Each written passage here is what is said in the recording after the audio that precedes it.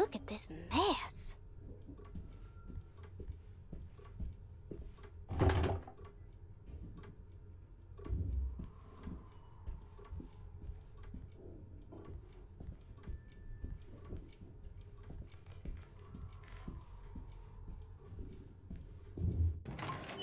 Oh, goodness, you scared me. What are you up to, Jeremy? I have to tell someone what is going on here. I have to try. You're not one of them, are you? Please tell me, Grace. You're not a spy, are you? Who's spy? Them. The others. All of them. No, you're too innocent. I'm too innocent.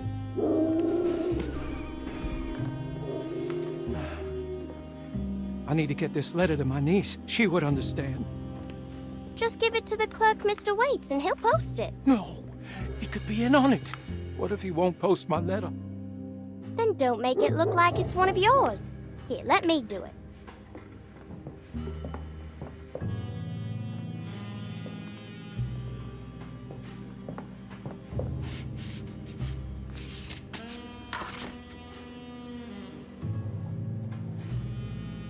Miss Emily Hartwood, Dauphin Street, New Orleans. You don't have the number? Not sure the postman's gonna find it without... Jeremy? Where'd he go? I'll just post it myself then. I'll just take this letter downstairs to the clerk's office myself. Uh-oh, Cassandra. I'm touching your typewriter. I wish Batiste would drive me around all day. Maybe if I broke my leg.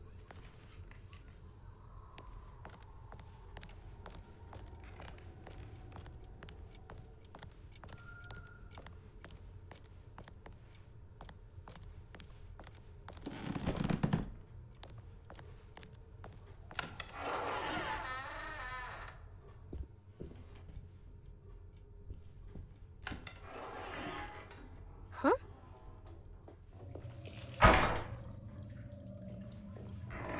I already washed my hands today.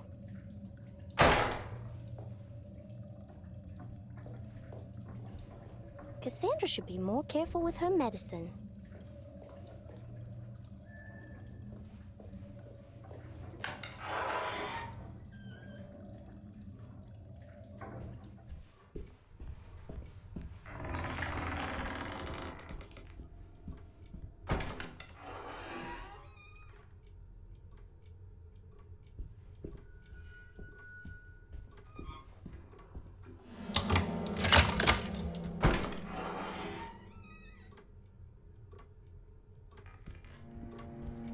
They're so creepy.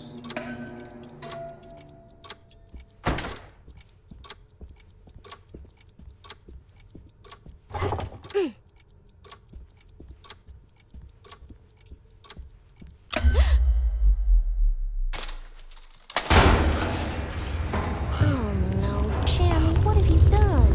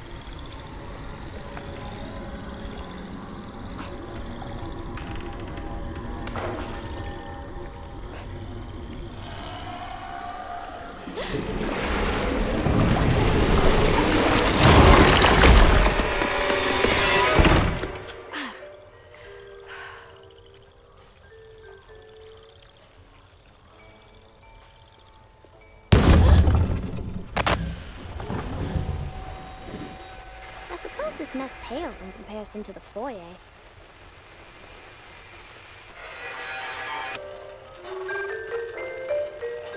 Oh, a little night music.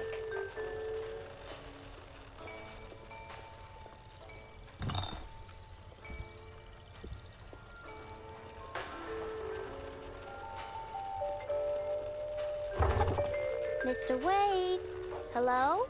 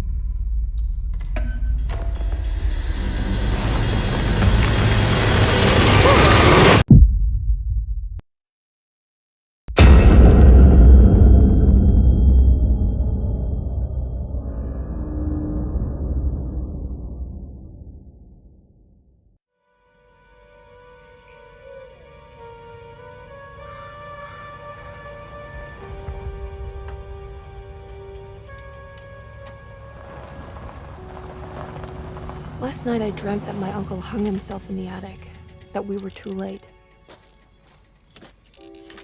The house looked different, but it was still called Derceto. Definitely a weird place. Feels like I've been here before. I just can't think why. Let's not waste any time, Detective. Yeah, you're right. Let's go get your uncle, Miss Hartwood.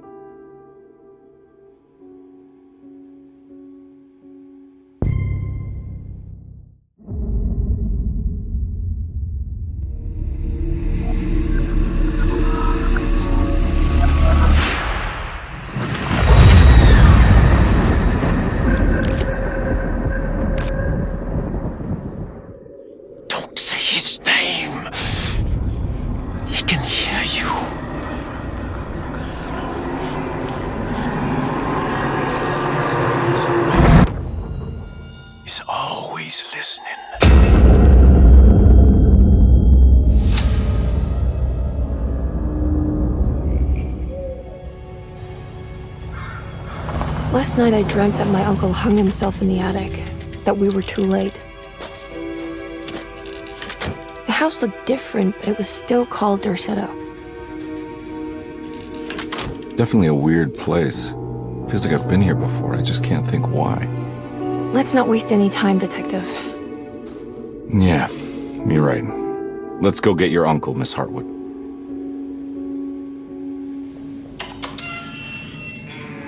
It transports you into the dark alleyways and into the night. I mean, it's always trying to create a mystery, right? It's something that's more than just jump scares. A bit of fighting, demanding puzzles, and a lot of atmosphere. It maintained some of that weirdness of the old games, but it had like an updated slickness to it that I liked as well. You haven't seen a little girl by any chance, have you? I don't think so. You would have known if you did. We start our story much like the original. Jeremy Hartwood is haunted by the Dark Man, and he goes to a countryside hospital called Derceto in hope to find some help. I need to get this letter to my niece. She would understand. Jeremy sends a disturbing letter to Emily Hartwood, his niece, and it spooks her enough that she hires Detective Edward Carnby to find out what's going on. Who are you? Whoa, pardon me, excuse me. My name is Edward Carnby, private investigator. I hope you don't mind we let ourselves inside. I do mind. We knew early on that we had a character-driven story, so we needed to find some really good actors to make those characters come to life. I knew of past iterations of the game. I mean, the video game world is something that I'm very interested in general, the horror game genre specifically. David has a really strong presence as an actor, and he's able to make the funny moments really funny, but also the dramatic parts really intense. Why the hell do I wake up hearing that damn voice? I know what it sounds like, but it's not what you think.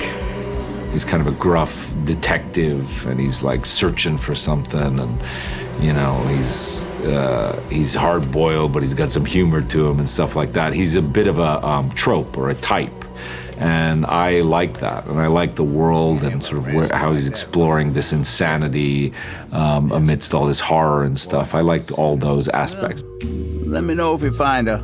I'll be around. Emily Hartwood has a closer connection to the plot, as she's Jeremy's niece, and therefore also suffers this strange affliction known as the Hartwood curse. I love the mystery of the game. I love the picture of her. Like, there was so much about it that I was curious of. There's a lot of fear within her and a lot of speculation and curiosity and I guess dread, intrigue. Like, there's a lot about her that is kind of on edge. 10 years now. More even since he died. He died a hero. Jodie's a fantastic actress, and she brings a lot of nuance to Emily as a character, and it really makes us sympathize with her. Who's in here? Show yourself. Yes, there is the kind of scary element, but then she still has to go on a journey and discover different things, and there should still be room to breathe and have a funny moment or a sarcastic moment or a moment of discovery. So it's just trying to really kind of keep all those other beats alive amongst the kind of darkness of it all, I guess, is how I felt anyway. So we're bringing back both Emily and Edward as the playable characters, and depending on who you play, you will get a different take on the same story. The people at Derceto will react differently to you depending on who you play. Even the story will be slightly different. What are you doing sneaking around? So you should definitely make sure to play the game twice. What are you doing in my kitchen? Get out! The way that we reimagined the game was basically looking at the original, and it feels like we've been cultivating a seed that was planted 30 years ago, and it has now grown into something even more dark, even more sinister. I remember that with the first Alone in the Dark I made in 1992, we were basically doing something that nobody had done before. It was the first time that we could explore a big mansion, fight monsters, and solve difficult puzzles all in real-time 3D. At the core is a haunted mansion. That's the most important part. It's Derceto, I would say. Feeling that you're trapped inside a kind of small space. Yeah, I used to say back in the old days that it was another character. Yeah, for sure. With all the remakes going on today, you are never sure what you get at the end. I think that Michael and the team at PCs did a great job preserving the core feeling of the game. They even went further than everything I could expect 30 years ago. It's really an honor to sort of be a part of the franchise in that sense, because it is such a, again, it can't be overstated. It's so special. It was such a new experience. As a fan of the original, I wanted to bring as much as I could into our version. And they might have a slightly different meaning and different reasons to be there, but if you know the old games, you will find a ton of references. Do I know you from somewhere? I remember you, Mr. Carnby. I feel the franchise is in good hands now, and I can't wait to play the full game.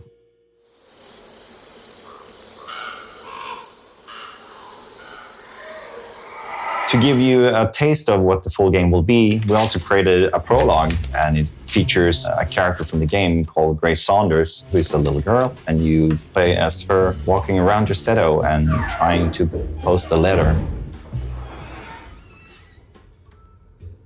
The prologue is the first glimpse into the atmosphere and the mood, and of course the story of the full game. So if you want to have a look, go and download it right now. They're so creepy.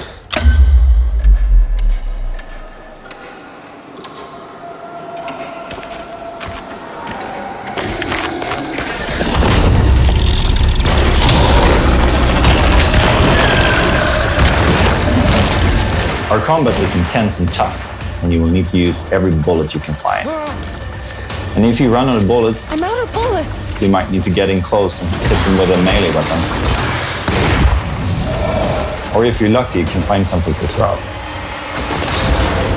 As mentioned before, your job is to find out what happened to Jeremy Hartwood. And to do that, you will need to visit some unexpected places. And to get to those places, you will need to find clues and solve some interesting puzzles. Depending how much you feel like a detective yourself, you can choose how much you want the game to help you find clues and where to go next.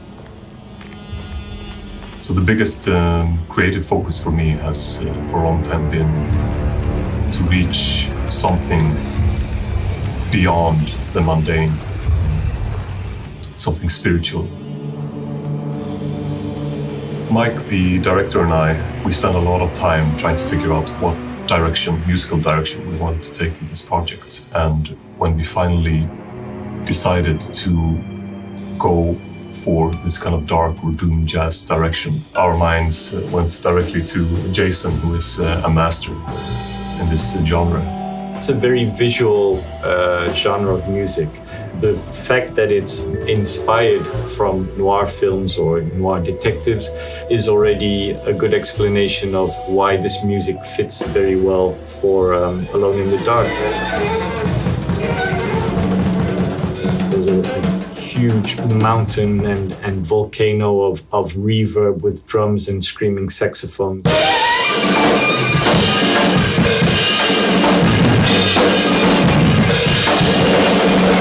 To this explosion of hair-rising horror and big chaos.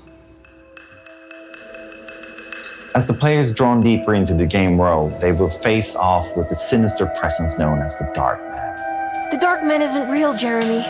There is nothing he can do to hurt you. How do you think any of this is happening? How do you still not trust my words? Fine. Then let me help. Don't be foolish. He will bury you next to me in his sunken temple for an eternity.